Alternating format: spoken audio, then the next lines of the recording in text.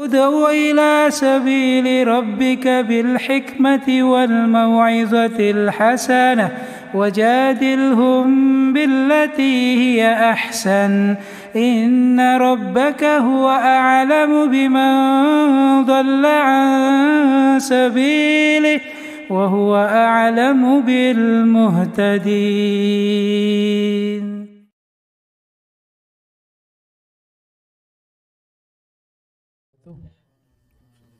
Bismillahirrahmanirrahim.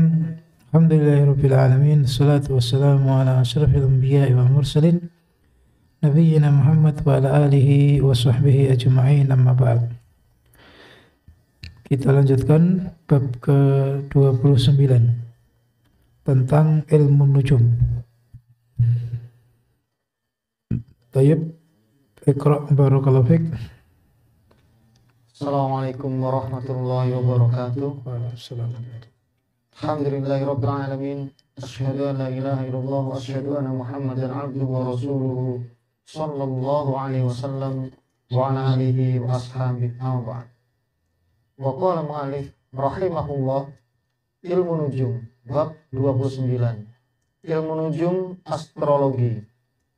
Al-Bukhari meriwayatkan dalam sahihnya bahwa Qatadah mengatakan, khalaqallahu hadhihi nujuma li sanasin zinatul lis-sama wa rujuman lisyayatin wa alamati yuhtada biha faman ta'awwala fiha wa dzalik akhta'a wa adha'a nasibahu wa kallafa ma la ilma lahu bih. Allah menciptakan bintang-bintang ini untuk 3 hikmah: sebagai hiasan langit, sebagai alat pelempar setan, dan sebagai tanda-tanda untuk petunjuk arah dan sebagainya. Karena itu, barang siapa dalam masalah ini berpendapat selain tersebut, maka dia telah salah dan menyia-nyiakan nasibnya serta membebani diri dengan hal yang di luar batas pengetahuannya. Nah, ilmu nujum yang dimasukkan penulis dalam bab ini, ini juga bagian dari ilmunya para peramal, karena mereka mempelajari nama-nama bintang, pergerakannya untuk menentukan kejadian yang ada di bumi. Adapun mempelajari untuk mengetahui tata letak matahari, bintang-bintang, untuk mengetahui arah kiblat, kemudian menghitung perakiraan cuaca dan sebagainya, itu boleh. Itu namanya astronomi. Sedangkan untuk ramalan nasib itu masuknya ke astrologi. Zodiak.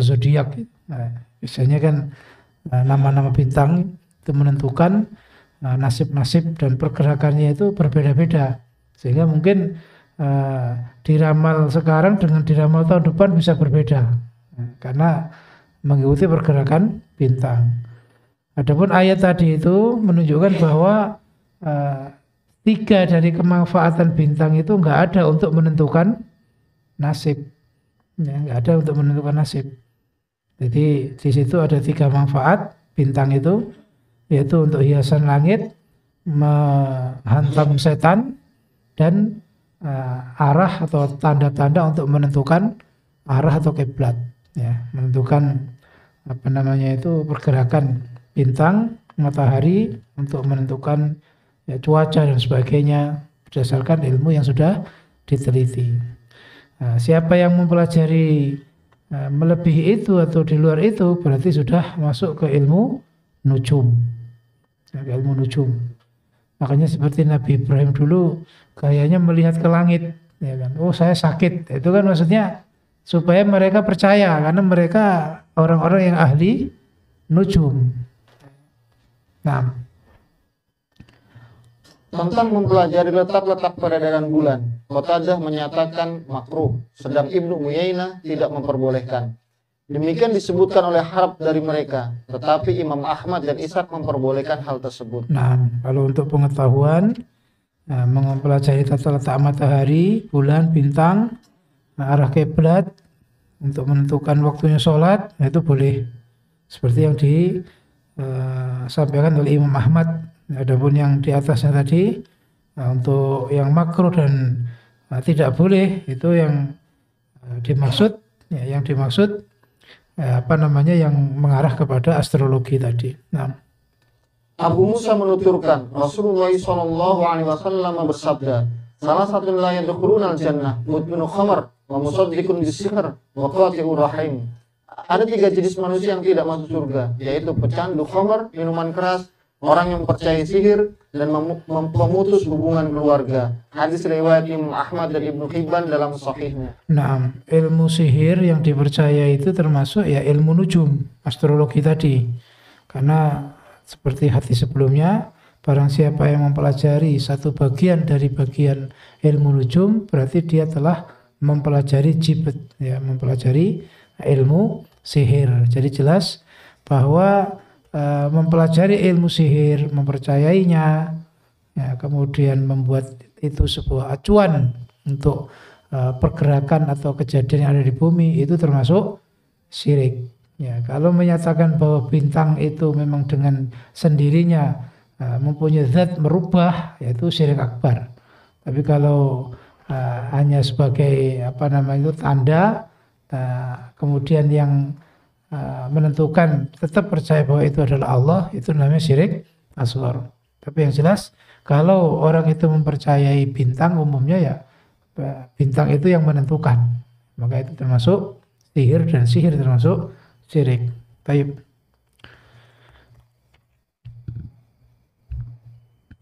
Nah. Wa qala musannif rahimahullah, menisbatkan turunnya hujan kepada bintang. Bab 30. Menisbatkan turunnya hujan kepada bintang. Firman Allah Subhanahu wa taala, A'udzu billahi minasy syaithanir rajim.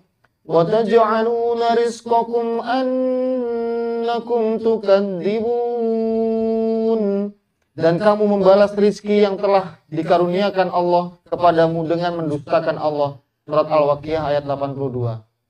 Nah, ayat ini menunjukkan bahwa ketika orang itu oleh Allah diberi hujan, kemudian paginya mereka menyatakan tadi hujan, malam hujan karena tadi malam ada bintang ini, bintang itu.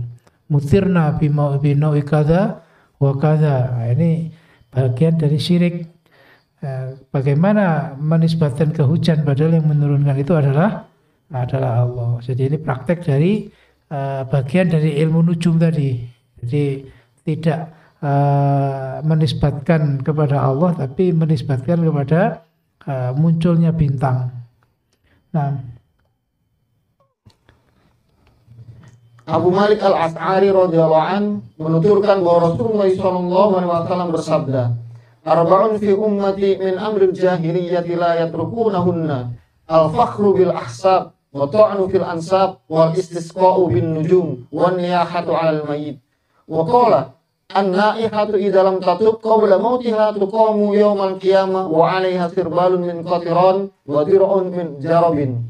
4 perkara yang terdapat pada umatku yang termasuk perbuatan jahiliyah yang tidak ditinggalkan oleh mereka: membanggakan kebesaran leluhur, mencela keturunan, menisbatkan turunnya hujan kepada bintang-bintang dan meratapi orang mati. Lalu beliau bersabda, wanita yang meratapi orang mati apabila belum bertobat sebelum meninggal akan dibangkitkan pada hari kiamat dan dikenakan kepadanya pakaian yang berlumuran dengan cairan tembaga serta mantel dari penyakit kubis. Hadis riwayat Muslim. Nah, ini ancaman atau peringatan keras bahwa tentang percaya dengan turunnya hujan, ya, karena adanya bintang tertentu, itu masuk dalam kategori ilmu astrologi. Itu tidak boleh dan masuk dalam kepercayaan tadi itu, ramalan-ramalan nasib. Adapun yang disebut 4 perkara itu adalah 4 hal yang masih ada di umat Islam, ya, masih ada di umat Islam. Bangga dengan nenek moyangnya, nenek moyangku. Nah, ini kan termasuk bangga dengan nenek moyangnya. Nah, kemudian percaya dengan bintang yang menurunkan hujan, menangisi orang yang mati, itu termasuk, atau mencela, ya, nasab. Nah, Al-Bukhari dan Muslim meriwayatkan dari Zaid bin Khalid radhiyallahu an, dia berkata, Rasulullah SAW telah mengimami kami dalam sholat subuh di Hudaybiyah. Setelah semalamnya turun hujan, ketika usai sholat, beliau menghadap kepada orang-orang lantas bersabda, hal tadruna madza qala rabbukum? Qalu Allah wa rasuluhu a'lam. Qal asbaha min ibadi mu'minun bi wa kafirun. Wa amma man qala mutirna bi fadlillahi wa rahmati fadzalika mu'min bi kafirun bil kawakib. Wa amman qala mutirna bi nau'in kada wa kada fadzalika kafirun bi wa mu'minun bil kawkab. Tahukah kamu apa yang difirmankan oleh Tuhanmu? Mereka menjawab, Allah dan Rasulnya yang lebih mengetahui. Beliau pun bersabda, Dia berfirman, di pagi hari ada di antara hamba-hambaku ada yang beriman dan ada pula yang kafir. Adapun orang yang mengatakan telah turun hujan kepada kita berkat karunia dan rahmat Allah, dia beriman kepadaku dan kafir kepada bintang. Sedangkan orang yang mengatakan telah turun hujan kepada kita karena bintang ini atau bintang itu, dia kafir kepadaku dan beriman kepada bintang-bintang. Nah, jadi kelihatannya ucapannya sepele, hanya komentar sedikit, tapi itu menjadi batasan iman dan kafir, karena itu adalah sihir dan itu adalah syirik, ya, ilmu sihir dan masuknya kepada syirik. Nah, Al-Bukhari dan Muslim meriwayatkan pula hadis dari Ibnu Abbas yang maknanya antara lain disebutkan demikian. Qala ba'duhum laqad sadaqana kada wa kada fa anzala hadhil ayah fala uqsimu bimawaqi'in nujum ila qauli wa taj'aluna rizqakum wa annakum tukadzibun.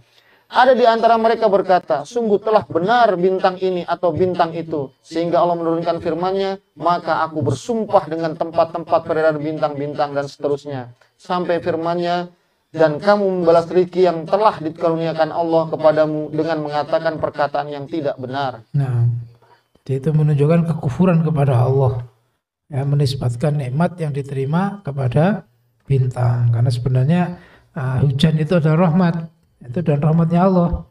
Nah, kenapa harus dinisbatkan kepada bintang? Itu karena gerak bintang tadi malam ada yang begini dan begitu. Itu bentuk dari salah satu yang dicontohkan penulis tentang ilmu astrologi.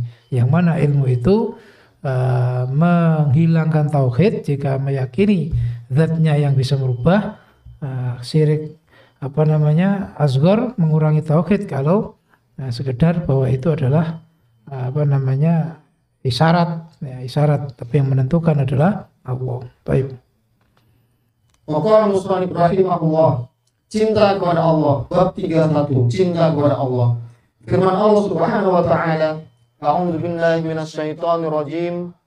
Wa minan nasi man yantakhidu min dunillahi andadan yuhibbunahum ka hubbillah walladzina amanu ashaddu hubban lillah. Dan di antara manusia ada orang-orang yang menyembah tandingan-tandingan selain Allah. Mereka mencintainya sebagaimana mereka mencintai Allah. Adapun orang-orang yang beriman sangat cinta kepada Allah. Al-Baqarah ayat 165. 6. Penulis memasukkan bab cinta kepada Allah. Ini juga bagian dari yang harus diperhatikan, karena dalam kesyirikan itu bisa terjadi namanya syirkul mahabbah, yaitu syirik dalam cinta. Apa yang disebut syirik dalam cinta? Yaitu menempatkan cintanya Allah di bawah cinta ke selain Allah. Maka orang iman disifati di sini walladzina amanu asyaddu hubban lillah. Sedangkan orang kafir, wa minan nas itu adalah kafir, mereka menganggap ada Tuhan selain Allah dan mencintai Tuhan-Tuhan tersebut seperti cinta kepada Allah. Yang lebih parah lagi, kalau mencintai berhala-berhala itu mengalahkan cintanya kepada Allah. Disamakan saja itu sudah salah, namanya menyekutukan, apalagi dikalahkan. Buktinya orang Quraisy itu kalau berkorban kepada Allah itu bisa di-cancel, diberikan berhala, tapi kalau sudah diberikan berhala nggak bisa untuk Allah. Ya, ini kan bentuk dari mencintai berhala itu melebihi cintanya kepada Allah. Nah, jadi ini juga perlu dikoreksi, jangan sampai sifat mahabbah itu ternyata membuat kita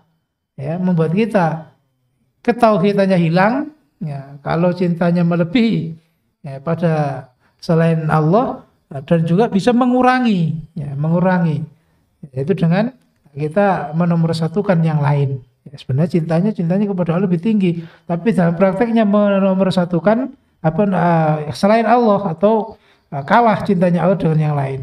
Nah,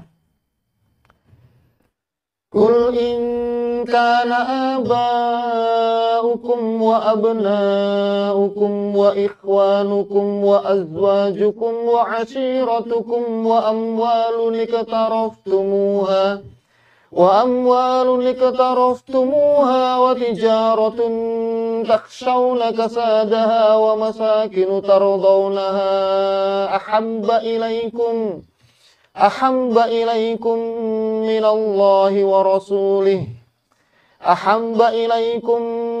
الله ورسوله وجهاد في سبيله فتربصوا حتى يأتي الله بأمره.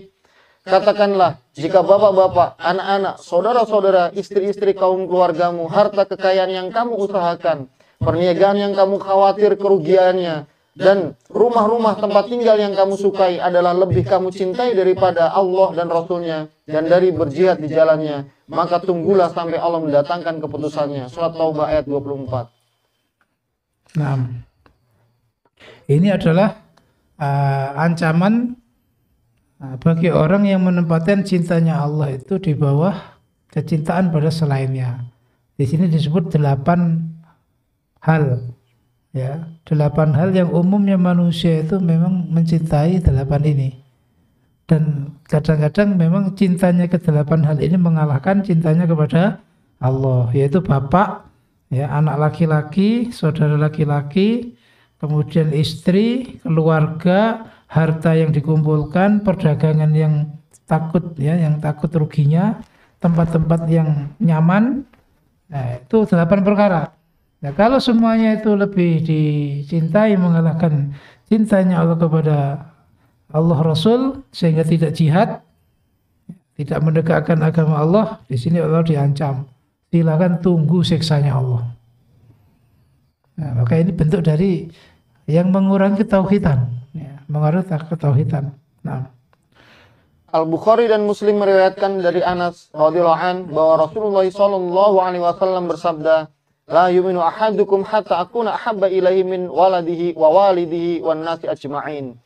Tidak beriman dengan sempurna seseorang di antara kalian sehingga aku lebih dicintainya daripada anaknya, orang tuanya, dan manusia seluruhnya. Al-Bukhari dan Muslim juga meriwayatkan dari Anas radhiyallahu an, beliau berkata, Rasulullah sallallahu alaihi wasallam bersabda, "Salasun man kunna fihi wajada bihinna halawatal iman, an yakuna Allahu wa rasuluhu ahabba ilaihi mimma siwahuma, wa yuhibbal mar'a la yuhibbuhu illa lillah, wa yakraha ay ya'uda fil kufri ba'da an anqadahu Allahu minhu kama yakrahu ay yuqdafa finnar." Ada 3 perkara. Barang siapa terdapat dalam dirinya ketiga perkara itu, dia pasti merasakan manisnya iman. Yaitu, Allah dan Rasulnya lebih dicintainya daripada yang lain. Mencintai seseorang tiada lain hanya karena Allah. Dan tidak mau kembali kepada kekafiran setelah diselamatkan oleh Allah darinya. Sebagaimana dia tidak mau kalau dicampakkan ke dalam api neraka. Dan disebutkan dalam riwayat lain, la yajidu ahadun halawatul iman hatta, seseorang tidak akan merasakan manisnya iman sehingga, dan seterusnya. Ibnu Jarir meriwayatkan dari Ibnu Abbas radhiyallahu an bahwa ia berkata, "Man ahabba fillah wa abghada fillah wa wala fillah wa ada fillah fa inna tunalu wilayatullahi bidzalik wa la yajida 'abdun ta'mal iman wa in kasurat salatuhu wa siyamuhu hatta yakuna kadzalik wa qad sarat ammahu wa mu'akhatin nas ala amri dunya wa dzalika la yujdi ala ahli syai'an." Barang siapa mencintai seorang karena Allah, membenci seorang karena Allah, membela seorang karena Allah, dan memusuhi seorang karena Allah, maka sesungguhnya pertolongan dari Allah hanyalah bisa diperoleh dengan hal tersebut, dan seorang hamba tidak akan merasakan nikmatnya iman sekalipun sholat dan puasanya banyak, sehingga dia bersikap demikian. Persahabatan di antara manusia pada umumnya didasarkan atas kepentingan dunia, namun hal itu tidak berguna sedikit pun bagi mereka. Ibnu Abbas radhiyallahu anhu dalam menafsirkan firman Allah, wa taqatta'at bihimul asbab, dan putuslah segala hubungan antara mereka sama sekali. Ia mengatakan, yaitu kasih sayang. Nah, jadi jelas bahwa tadi syarat dari imannya seseorang itu kalau Allah, ya, itu lebih dicintai dari semuanya. La yu'minu ahadukum hatta akuna. Jadi Rasul kan, cinta Rasul adalah bentuk dari cinta kepada Allah. Itu harus mengalahkan cintanya pada anak, orang tua maupun semua manusia, juga sebagai tanda halawatul iman. Halawatul iman itu manisnya iman, ya, iman yang paling tinggi tingkatannya. Halawatul iman itu yang betul-betul bisa menikmati iman, ya, merasa tentram dengan imannya, sehingga tidak mengerjakan hal-hal yang membuat imannya itu lepas, ya, termasuk mencintai Allah tadi itu.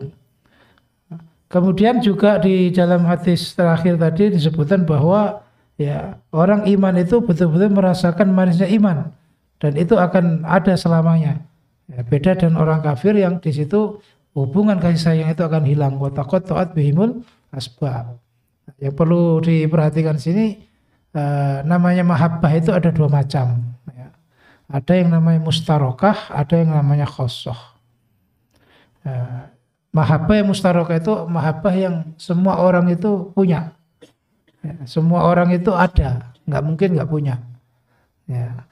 Itu ada tiga macam, ya, yang mustarokah. Yang pertama adalah yaitu mahabbah yang disebut, ya, yang disebut dalam kecintaan itu adalah mahabbah tabiiyah. Mahabbah tabiiyah itu sebuah ya memang manusiawi. Ya, kalau orang itu mahabbah manusiawi, seperti orang yang lapar senang dengan makanan, itu kan manusiawi. Itu sudah alami lah. Orang lapar ya senang kalau dikasih makanan. Orang yang haus sangat gembira, ya betul-betul mengharapkan ada air. Itu bukan mahabbah yang disebut dalam ayat tadi itu. Ya.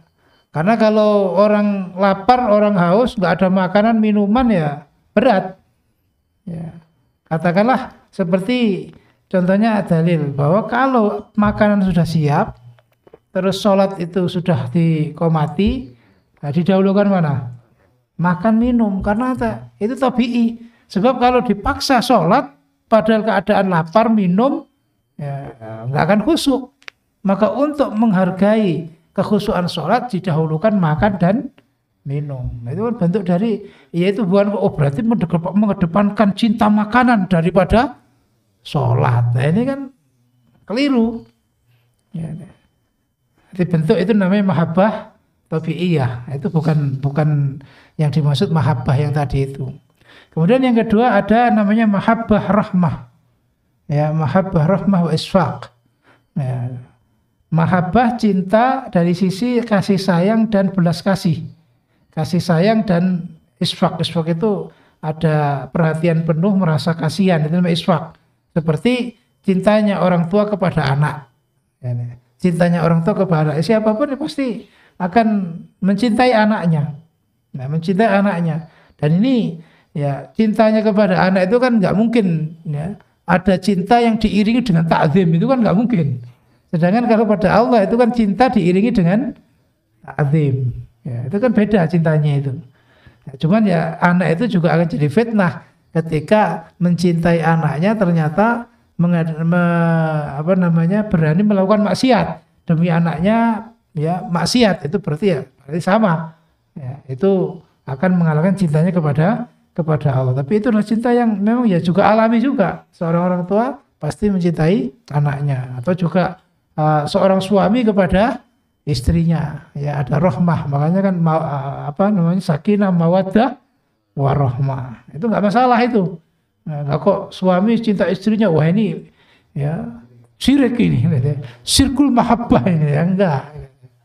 Ya, kalau sirkul mahabbah itu dimaksud, bagaimana kalau nikah?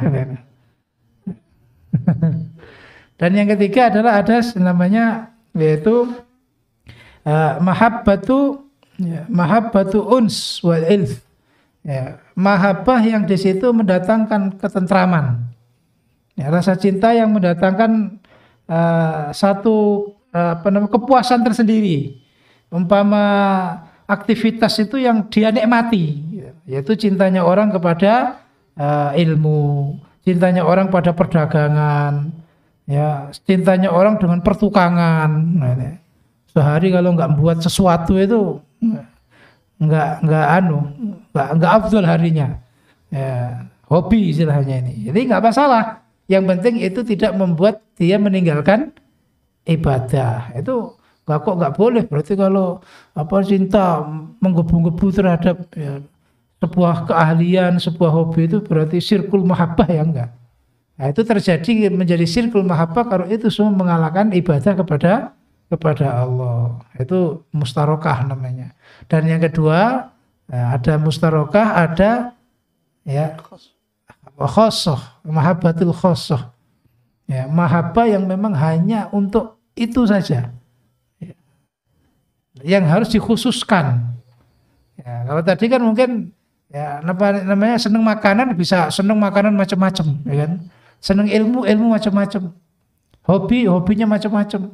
Tapi kalau khosoh ini hanya satu, yaitu cintanya hanya kepada Allah. Itu yang disebut walladzina amanu asyaddu hubban lillah.